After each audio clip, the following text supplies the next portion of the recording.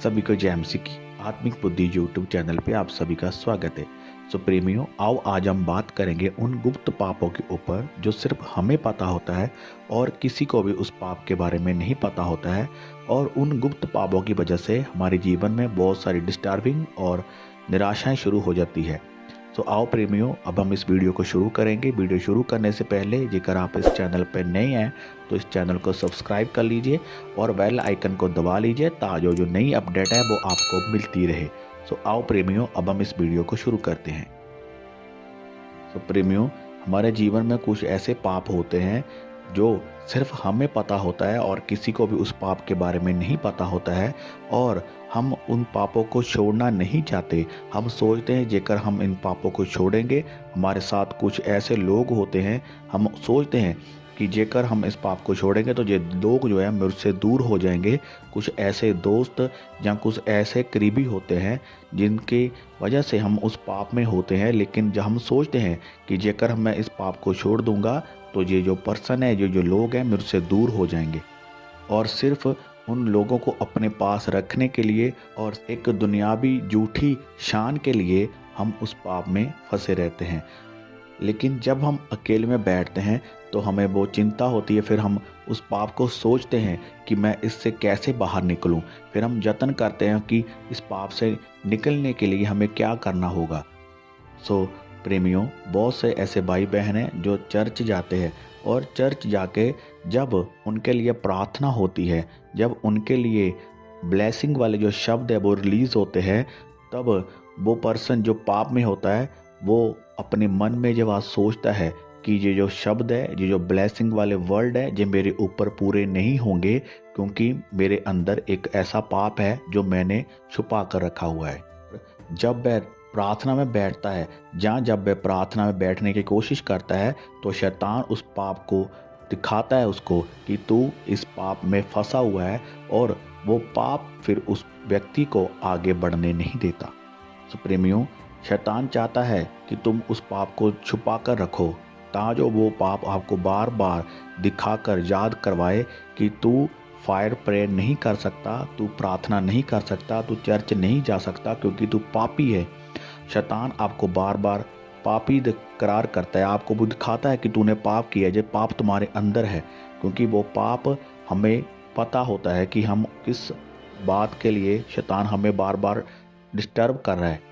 लेकिन उसी के साथ साथ परमेश्वर जो है वो भी हमें दिखाता है कि मैं तुम्हारे साथ हूँ। परमेश्वर चाहता है कि आप उस पाप को छोड़ दें, आप उस पाप को की माफ़ी मांगकर परमेश्वर के पास जाएं, क्योंकि परमेश्वर आपको माफ़ करने वाला और चंगा करने वाला परमेश्वर है। जेकर हम उस पाप को छोड़कर मानकर दोबारा ना करने का वायदा करके परमेश्वर के पास जाते हैं तो परमेश्वर हमें माफ़ करता है। सो प्रेमियों, परमेश्वर हमें छुड़ाना चाहता है। वो अपने स्वर्गदूतों को हमारे लाइफ में भेजता है ताकि वो हमें गाइड करे और हम उन पाप से निकल आएँ। लेकिन शैतान नहीं चाहता कि हम उस पाप में से निकलें, क्योंकि शैतान हमें डेथ की ओर लेके जाता है। शैतान को पता है कि जो पाप है वो मृत्यु को लेके आता है। उसको पता है कि जेकर पाप इसके अंदर है तो इसकी लाइफ में डेथ एंटर करती है।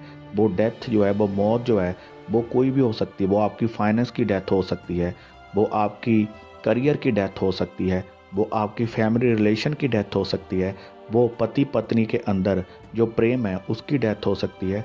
वो किसी प्रकार से भी शैतान जो है वो आपके जीवन में वो मृत्यु को लेके आता है। वो आपकी आत्मिक लाइफ को ख़त्म करता है, वो आपके फाइनेंस को ख़त्म करता है, वो आपके पति पत्नी के अंदर जो प्रेम होता है उसको ख़त्म करता है।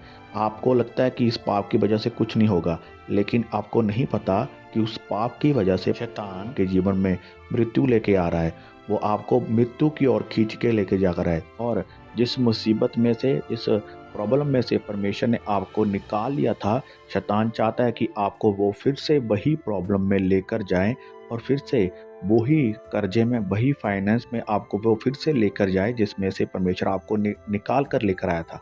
सो प्रेमियों, परमेश्वर हमें अपने स्वर्गदूतों के द्वारा हमें मैसेज देता है। वो स्वर्गदूत परमेश्वर के दास हो सकते हैं, वो एवेंजलिज्म हो सकता है, वो किसी भी प्रकार से वो सुसमाचार हो सकता है कि परमेश्वर हमें वो मैसेज देता है कि हम उस पाप को छोड़ दें। तो प्रेमियों, जब हम बाइबल पढ़ते हैं, जब जब भी परमेश्वर के स्वर्गदूत की बात हुई है और परमेश्वर ने जब जब भी अपने स्वर्गदूत को भेजा है, तो जिन परमेश्वर के नबियों ने स्वर्गदूत की बात को सुना, परमेश्वर की बात को सुना, उनकी लाइफ जो है वो बिल्कुल चेंज होगी। जैसा कि लूका 1 उसकी 12 आयत को पढ़ते हैं, वहाँ पर लिखा है कि जकरिया देखकर घबराया और उस पर एक बड़ा भय छा गया, परंतु स्वर्गदूत ने उससे कहा कि हे जकरिया, भयभीत ना हो, क्योंकि तेरी प्रार्थना सुन ली गई है। सो प्रेमियों, जब जकरिया धूप जलाने के लिए परमेश्वर के भवन में जाता है, तब उसके भीतर एक परमेश्वर का स्वर्गदूत खड़ा होता है। जकरिया को बताता है कि तुम्हारे एक बेटा उत्पन्न होगा, तुम उसका नाम यूहन्ना रखना। सो इसी प्रकार जब माता मरियम जो है वो बैठी होती, तब माता मरियम के पास भी एक स्वर्गदूत जाता है, तो वो बताता है कि तुम्हारा एक बेटा उत्पन्न होगा, तो उसका नाम जो है इम्मानुएल रखना। सो इसी प्रकार जब दानियल प्रार्थना करता होता है और दानियल के पास भी एक स्वर्गदूत जाता है, वह दानियल को बोलता है कि तुम्हारी प्रार्थना जो है वो पहले दिन ही सुन ली गई थी। सो इसी प्रकार प्रेम, जब जब भी स्वर्गदूत परमेश्वर के दासों के पास गए हैं या परमेश्वर के नबियों के पास गए हैं, तब तब उनके जीवन में बहुत बड़े कार्य हुए हैं। और जब परमेश्वर अपने दूत को भेजता है, तब कोई बहुत बड़ा कार्य, बहुत बड़ा काम होने वाला होता है।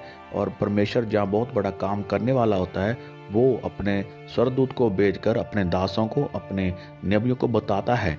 सो प्रेमियों, इसी प्रकार हम एक वचन को पढ़ेंगे, न्यायों की पुस्तक 13 उसकी 1 से लेकर जब हम 25 आयत को पढ़ते हैं, तो मैं आपको बताना चाहता हूँ कि आप इस वचन को पढ़ सकते हैं। जेकर मैं पढ़ूंगा तो ये वीडियो काफ़ी लंबी हो जाएगी। तो मैं आपको बताना चाहता हूँ कि ये तब की बात है जब इजरायलियों ने यहोवा की दृष्टि में फिर से पाप किया। तब यहोवा परमेश्वर ने इजरायलियों को 40 वर्ष के लिए फिलिस्तियों के हाथों में दे दिया। तब दिनाव के कुल का एक मनोह नामक पुरुष था, जिसकी पत्नी जो है वो बाँझ थी। तो मैं आपको बताना चाहता हूँ कि जब वो बाँझ थी, तब एक स्वर्गदूत है वो उसके पास जाता है और स्वर्गदूत उसको बोलता है कि तू अब गर्भवती होगी, तेरे एक बेटा उत्पन्न होगा। तो वो स्वर्गदूत उसे सावधान करता है, उससे पहले बताता है। जब हम न्यायों की पुस्तक 13 उसकी जब हम 4 आयत को पढ़ते हैं, तो वहाँ पर लिखा है कि तू सावधान रहना। और वो बताता है कि तू कोई भी नशीली वस्तु या कोई भी तू अशुद्ध वस्तु ना खाना। से वो बताता है कि जो बेटा होगा वो बचपन से जो है वो परमेश्वर का नज़ीर है और उसके सर के ऊपर तू कोई भी छुरी ना लगाना। तो प्रेमियों, जब वो स्त्री अपने पति मनोह को जो बताती है कि मुझे एक स्वर्गदूत दिखाई दिया, उसने मेरे को जो वचन बोले हैं, उसने मेरे को कहा है कि तू गर्भवती होगी, तेरे एक बेटा होगा, तब मुना जो है वो परमेश्वर के आगे प्रार्थना करता है कि परमेश्वर उस स्वर्गदूत को दोबारा भेज, तो जो हमें पता हो कि हम बच्चे की कैसे देखभाल करें, या हम उस बच्चे को कैसे रखें, वो क्या कैसा होगा, वो बात करता है। और क्या होता है कि वो स्वर्गदूत फिर दोबारा जो है, जब उसकी पत्नी एक मैदान में बैठी होती है, तब स्वर्गदूत दोबारा फिर उसके पास जाता है। वो जो स्त्री होती है वो भाग कर जाकर अपने पति को बुला लाती है कि वो व्यक्ति मेरे को फिर से दिखाई दिया, इसने मेरे को पहले बताया था कि तू एक गर्भवती होगी। तब वो जो नो है वो भाग कर उसके पास जाता है, वो बोलता है कि तू वही है जो मेरी पत्नी को पहले मिला था, जिसने मेरे को बताया था मेरी पत्नी को कि तू गर्भवती होगी और तेरे का बेटा उत्पन्न होगा। तो उस स्वर्गदूत बोलता है कि हाँ मैं वही हूँ। उसने फिर से वही बात बोली कि तू सावधान रहना, तू कोई भी नशीली वस्तु या कोई भी तू अशुद्ध वस्तु ना खाना। सो प्रेमियों, उसके बाद वह एक बेटे को जन्म देती है, जिसका नाम वो शमशौन रखती है। सो शमशौन के बारे में आप सभी जानते होंगे।